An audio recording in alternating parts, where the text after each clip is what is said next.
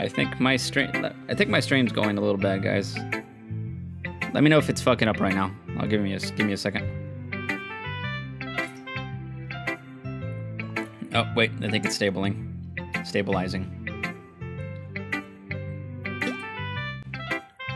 Oh, that singing, terrible singing, really got the best of me.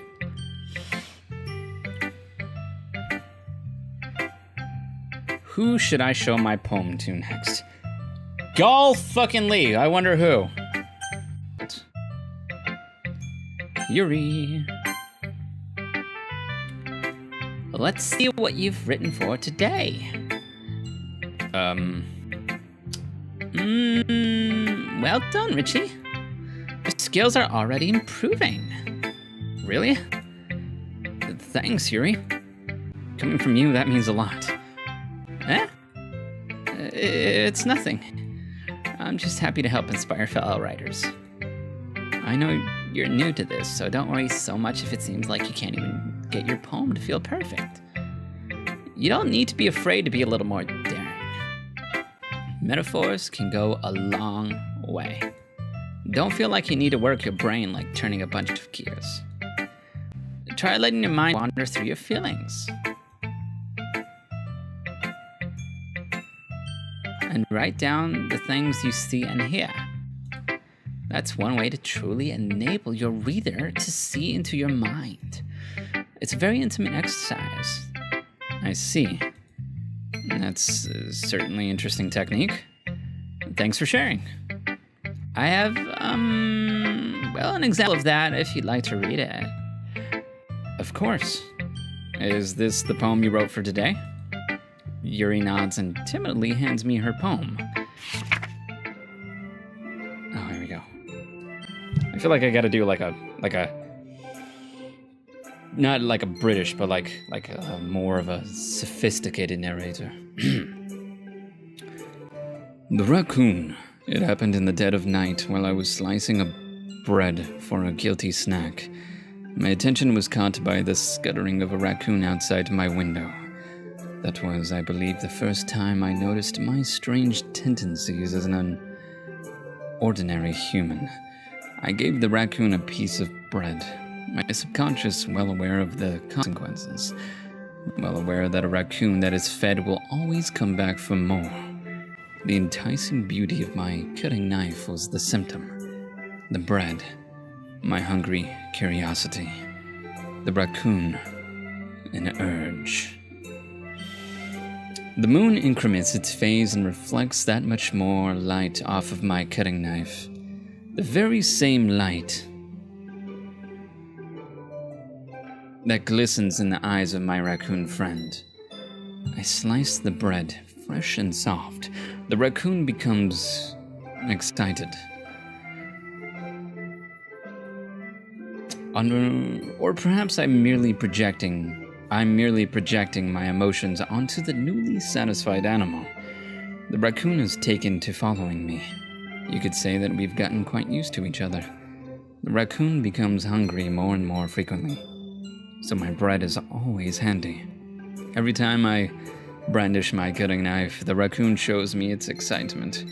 A rush of blood, classic Pavlovian conditioning. I slice the bread, and I feel myself again. I'm pretty sure she's slicing the fucking thing. That's a little dark. I was a little more daring with this one than yesterday's. I can see that. It's a lot more metaphorical. I don't know if it's my fault, but I can't begin to imagine what this poem is about. That's right. It's a bit closer to my preferred writing styles. Using the poem as a canvas to express vivid imagery and conveying emotions through them. Yeah, if I take it at a face value, then I can't even figure out what it's supposed to mean. Well, I think it's something that different people can relate to in their own way. I wanted to express the way it feels for me to indulge in my more unusual hobbies. It's those sort of things I'm usually forced to keep to myself. So I sometimes enjoy writing about them. Huh. That's funny. Didn't Natsuki also write something about that? About someone being ridiculed for a strange interest? Huh? She did? Yeah. She was talking about how it doesn't matter what you're into, as long as you're not hurting anybody. She's right. I mean, does she really feel that way? Yeah. Sounds like you two have that in common. Yuri and Natsuki.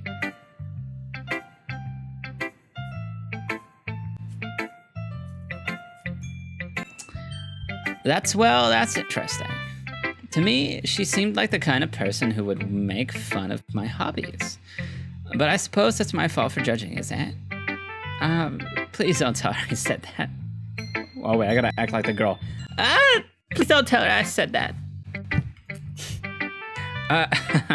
Don't worry. I have no reason to. Okay. Whew. Well, thank you for sharing it with me. After all, if I hadn't learned to embrace my own weirdness, I would probably hate myself. I might be ranting a little bit now, but I'm glad that you're a good listener. I am a pretty good listener. Okay, everyone. We're all done reading each other's poems, right? I have something extra planned today, so if everyone could come sit at the front of the room. Is this about the festival? Well, sort of. Ugh, do we really have to do something for the festival? It's not like we can put together anything good in just a few days. We'll just end up embarrassing ourselves instead of getting any new members. That's a concern of mine as well. I don't really do well with the last-minute preparations. Don't worry so much. We're gonna keep it simple, okay? We won't need much more than a few decorations. Sayori has been working on posters, and I've designed some pamphlets we can give out during the event. Okay, that's great and all, but that doesn't tell us what we're actually going to be doing for the event. Sorry, I thought you heard about it already. We're going to be performing. Performing? Monica? Yeah, we're going to be having a poetry performance. Each of us are going to choose a poem to recite during the event. But the cool part is we're also going to let anyone else come up and recite poems too. Sayori's putting it on all the posters in case anyone wants to prepare ahead of time. I think I just click on something past. Something, yeah. Sayori, who's been coloring a poster, holds it up for us to see. Are you kidding me, Monica? You didn't already start putting those posters out, did you? Well, I did. Do you really think it's that bad of an idea? Well, no. It's not a bad idea, but I didn't sign up for this, you know. There's no way I'm gonna be performing in front of a group of people like that. I agree with Natsuki. I could never in my life do something like that. Imagining it, Yuri shakes her head in fear. Guys? No, Sayori. I understand where they're coming from. Remember that Natsuki and Yuri have never shared their poems with anyone until just a couple of days ago. It's a lot to ask for them to recite their poems out loud to a whole room full of people. God, this is getting tiring talking like this. Whew.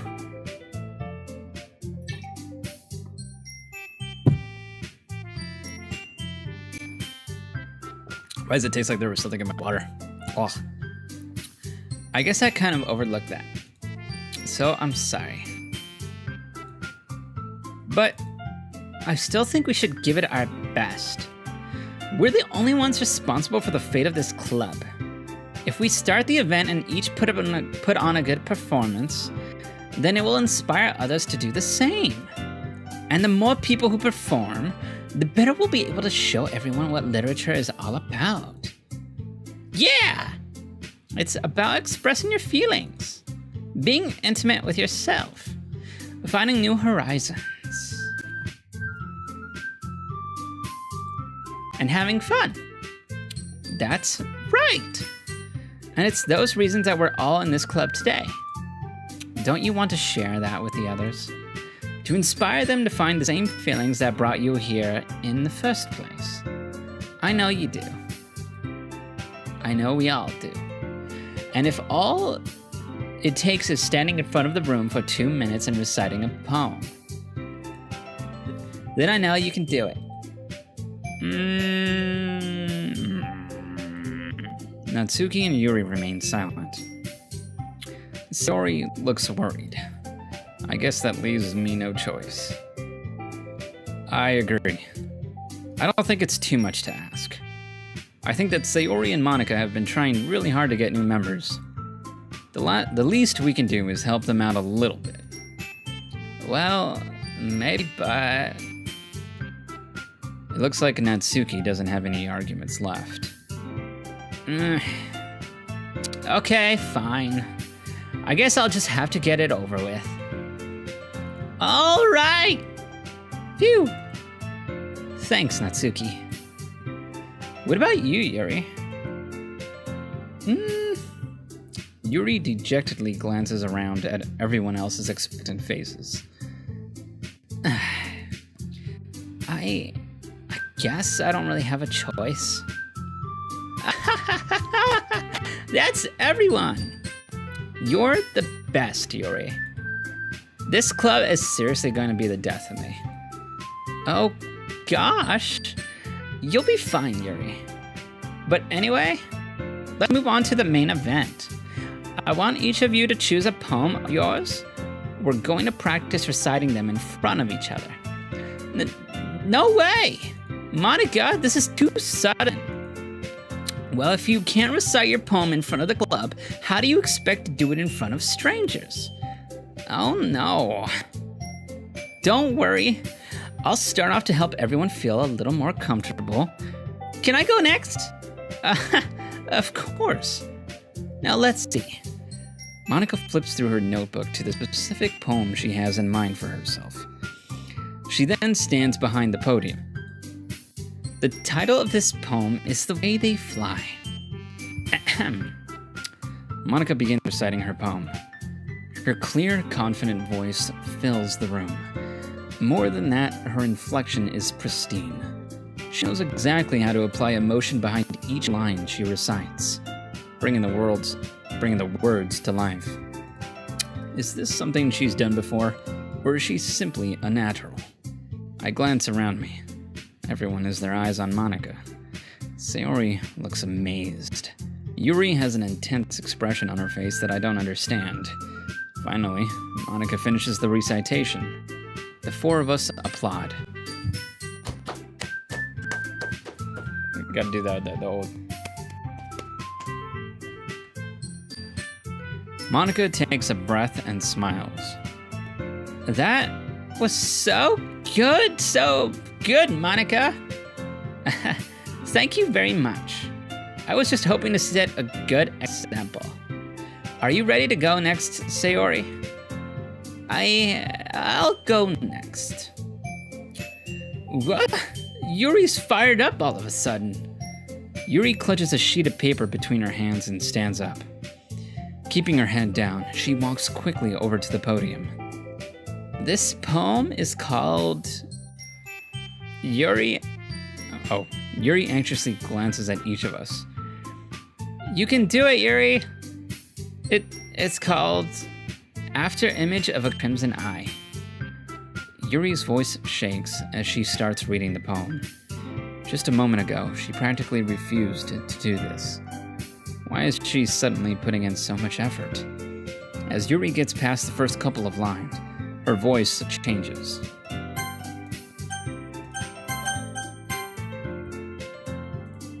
It's almost like what happens when Yuri gets absorbed into her books. Her quivering words transform into the sharp syllables of a fierce and confident woman. The poem is full of twists and turns in its structure that she enunciates with perfect timing. This must be a rare glimpse into the whirling fire Yuri keeps concealed inside her head. Suddenly, she's finished. Everyone is stunned. Yuri snaps back into reality and glances around her as if she'd be bewildered even herself.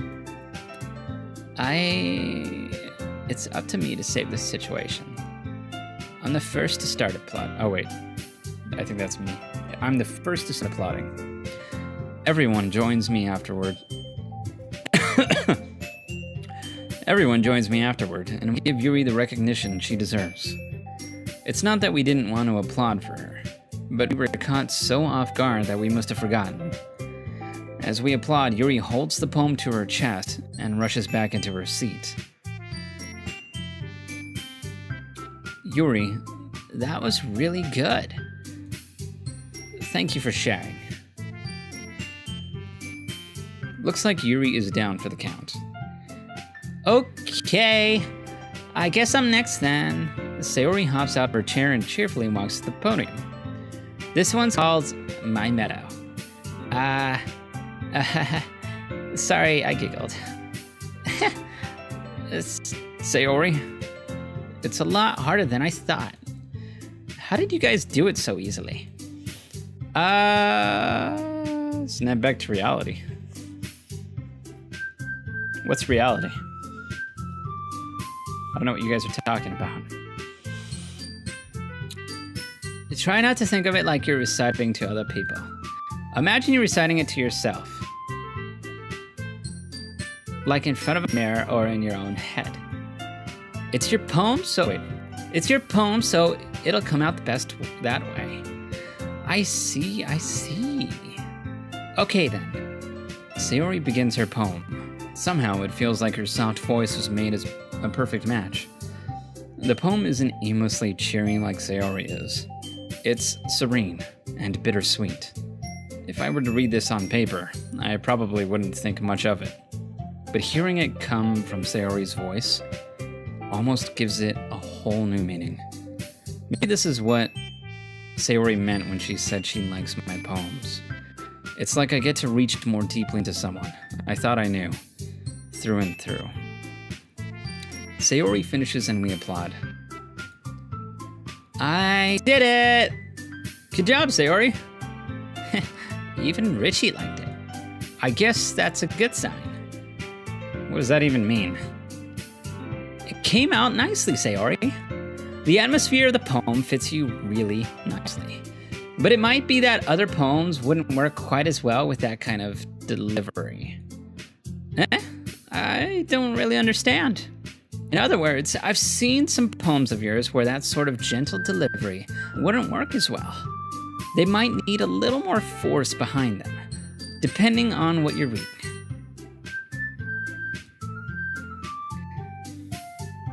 Tears? Really? What? Oh, I know what you mean. Well, I've been practicing that kind of thing. It's just embarrassing to do in front of everyone. Then, next time, I'm gonna make you pick a poem that challenges you a little more. We don't have much time before the festival, you know. Okay, now who's next? Where I am. Natsuki! Don't make me go before Richie. It's not like I can compare to you guys anyway. Might as well let Richie lower everyone's standards a little before I have to do it. Natsuki! It's fine. I might as well get it over with. But it's not like I have much of a selection of what to read. I'll just have to go with what I wrote for today. I stand up and step in front of the podium.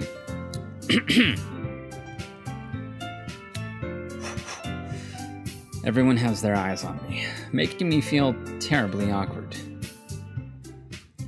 I recite my poem. So I'm not exactly confident in my own writing. It's hard to put energy into it. Despite that, once I finish, I receive applause anyway. Sorry, I'm not really as good as everyone else. Don't worry about it so much.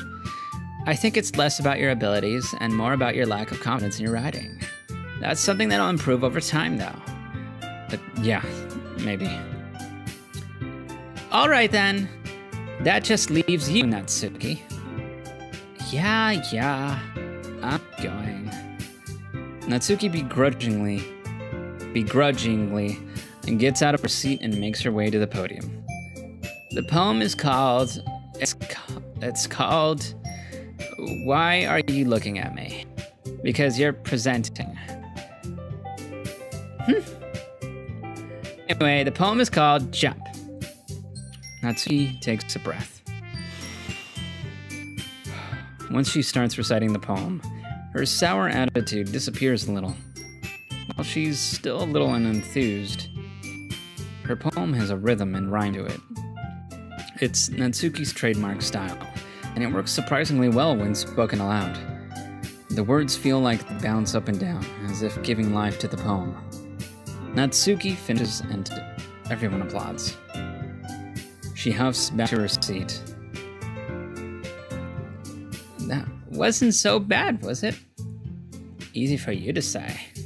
You'd better not be making me do that again.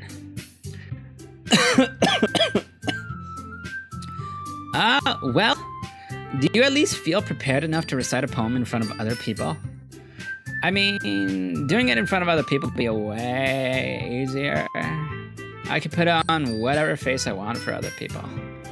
But when it's just my friends, it's just embarrassing. That's a surprise, Natsuki. I think it would be the other way around for me. Well, that's just how it is. Oh. Well, I guess in that case, you won't have much to worry about for the festival. That said, I want to thank everyone for coming through. It might be hard, but I hope that you all have an idea of what it's like now. Make sure you pick a poem and get enough practice before the festival, okay? I'll be making pamphlets, so let me know ahead of time what you'll be reciting. Jeez. I should probably find some other poem to recite instead. That's fine too. It doesn't have to be your own. I'm already pleasantly surprised that you're putting in all this effort for the club. It makes me really happy. Yeah, no problem. Okay, everyone. I think that's about it for today. I know the festival is coming up. Let's try to write poems for tomorrow as well. It's been working out really nicely so far, so I'd like to continue that. As for the festival, we'll finish planning tomorrow, and then we'll have the weekend to prepare. Monday's the big day. I can't wait. I can do this. All right. I stand up. There's no way I'll be able to find the same enthusiasm as Sayori and Monica, but I'll do my best to get through it. If it's for the sake of the club and impressing Monica, then I'll have to do my best. Ready to go, Richie? Fuck, why did I say Richie? Sayori? Ready to go, Sayori? Yep.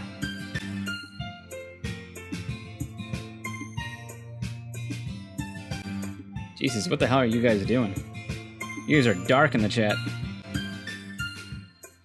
Look at you two always going home together like that. It's kind of adorable, isn't it? Jeez, guys. Don't make such a big deal out of it. It must be a little nice, though. Well, how am I supposed to respond to that? It's okay, Richie. You don't have to say it. Whatever. Let's go already.